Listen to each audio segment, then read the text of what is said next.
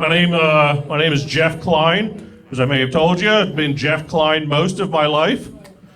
And then about 20 years ago, I came out as gay to my friends, and now I'm Gay Jeff in their phones. And that's weird.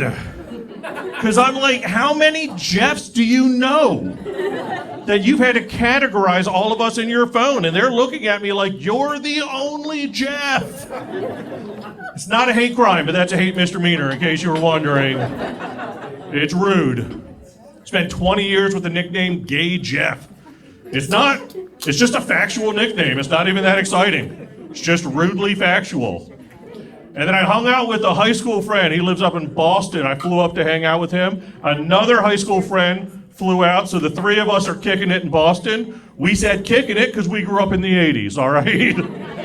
So three of us are kicking it old school. And one of my friend in Boston has two daughters, middle school and high school age. And they came up with new nicknames for us, and I said, finally, because I need a new one. So they named the one friend that flew in, they called him Rocket Scientist. And I was like, oh, you guys are bad at nicknames. Okay. I was like, what's mine gonna be though? Because I need a new one. And then they called me Zesty Jeff. Okay. I feel like some of you are getting ahead of me. First of all, I'll tell you how I took it, all right? When I heard that, I was like, that's perfect, because my personality is a little bit spicy. Like, I'm a little bit spicy, like zesty Italian dressing compared to Italian dressing. Like, there's a bell pepper somewhere in my personality, you know what I'm saying? Yeah, I'm Caucasianly spiced. That's where I'm at on the spiciness. So I was like, yeah, zesty, that's me. So for 3 months, I went by Zesty Jeff because it sounded cool. I'm Zesty Jeff, what? And then I found another friend who has kids. And I feel like this is a pretty young audience. Does anybody else in here know what the kids nowadays are using Zesty for? To mean gay!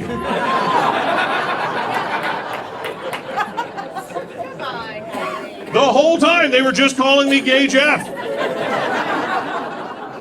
I'll be honest, it sounds better though. It does. I came out as Zesty to my parents on Thanksgiving. They're dealing with it pretty good. It's also weird, not too long ago, my partner called me racist. Let me explain, and let me describe him. And that was a weird time to clap. All right. Because we're in Florida, I don't know what they're clapping for. Like, he called you out, or you're a racist. I don't know. I'm not alone. I don't know what it was. I don't know I don't want to know, I'll be honest with you. So let me describe him, all right? My partner is, he's about my height. He's a little bit beefier than me. He's more translucent than me. He's very white. He's from a very small town in South Carolina. He's real Southern. And he speaks fluent Spanish. Which is, yeah, all right, so some people are very surprised by that when they meet him, and they should be. But he called me racist. First of all, side note, if you've ever been called racist in a Southern accent, it's adorable. I'm like, I am? Okay. But here's why. Because I said, because he speaks fluent, I said he speaks Mexican. Okay. First of all, don't turn on me. Let me explain myself. I understand that there are nuances in the Spanish language. Different regions have different words and ways of saying things. There's idiosyncrasies in all the different languages. Well, how you say something in Mexico, you would not say it that way in Puerto Rico, or Colombia, or Argentina, or I don't know other Spanish countries. I learned those for the joke. But they're different. They're different. Spain would be an obvious one. I should have gone with that one. Sure. I was educated in Florida. But what I'm saying is I know that there's a difference between all of those regions, and he is fluent in the Mexican dialect of Spanish, and that's what he's fluent in. So I'm not racist, I'm just lazy. I don't want to say all of that. So he speaks Mexican. Now, I was called a little racist because I did say that he can use that to speak to all of the Mexicans in Florida. Now, the Mexicans in Florida told me that's a little racist. And they told me that because they're Cuban. And that's fair. And then those Cubans told me that I'm a little bit racist because they were Puerto Rican this whole time.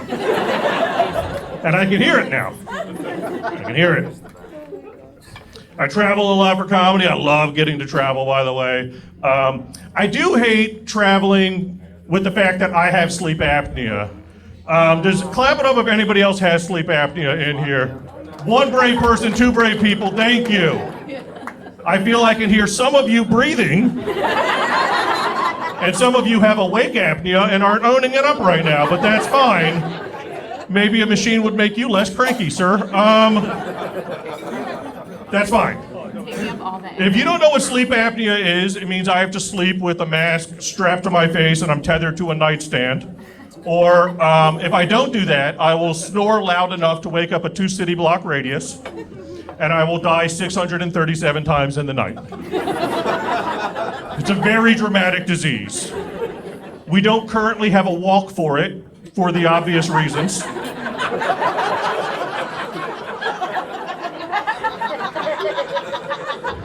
If we did a walk for it, we wouldn't have it, right? I mean, it's got to solve itself. But I hate traveling because I have to bring my CPAP machine everywhere. And if you don't know, CPAP machine is what keeps me alive. And it comes in this little soft case, like a kid's lunchbox, like a child's lunchbox, right? It's this little soft briefcase. I feel super dumb bringing it on the plane. And it's a medical device, so I'm like, you don't get it, ask me about it. I get attitude about my little trapper keeper. I hate, and I feel because I'm bringing it, there's a little handle, it's the tiniest of handles, and I'm holding it like this. I've never felt gayer than getting on a plane with a CPAP machine. And I sleep with men, and this is the gayest. I'm like, it's my medical device. I hate it. But I really like living, so I bring it. So as you probably can figure out from the description of my partner, he also has sleep apnea. We made good life choices together. And if nobody is in a couple where both of you have sleep apnea, you've never had to have the most uncomfortable couples conversation anybody will ever have. Picture this. We travel together. We check into a hotel room. There's one nightstand. Now we have to discuss who's going to live through the night. That's a serious conversation nobody prepares you for. And then when I lose that conversation, what am I doing? Building a nightstand? I'm not a carpenter, so how am I doing that? I'm using pillows and suitcases and building a fort, trying to make it work. Okay, you guys are ready for me to die, that's fine. Also get to travel a lot. I got to do a show in Delaware this year. Hold for applause. Got it? All right, oh, Delaware. You never get respect.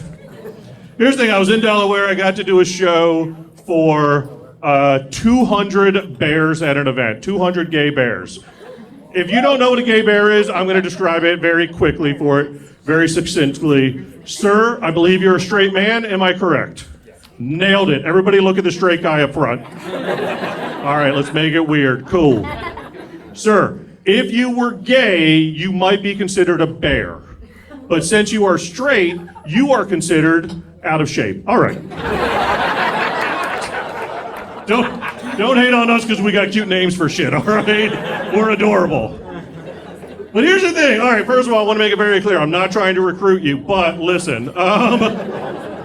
It was a whole weekend of events, right? So 200 bears, weekend of events. Let me tell you about these events. Every event had food at it.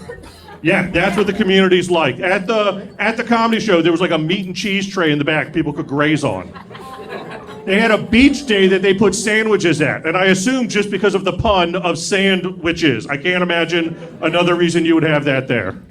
They had a dance party in which they had a full buffet. And I'm talking full, but the buffet was so good, I left the dance party. My partner did not go with me on this trip. I called him immediately. He said, "How was the dance party?" I said, "There was a full buffet." And then he asked the next important question, what was on the buffet? I said, I hope you're sitting down. First of all, there was a veggie tray. They could return that tomorrow. Didn't look touched. Save money next year, guys. Said there were some Southwest egg rolls. They were all right. I said there were some pork sliders. They were very good. And he stopped me on the phone. He said, excuse me, are you talking about dancers? Now hear me out. Follow me along on this one.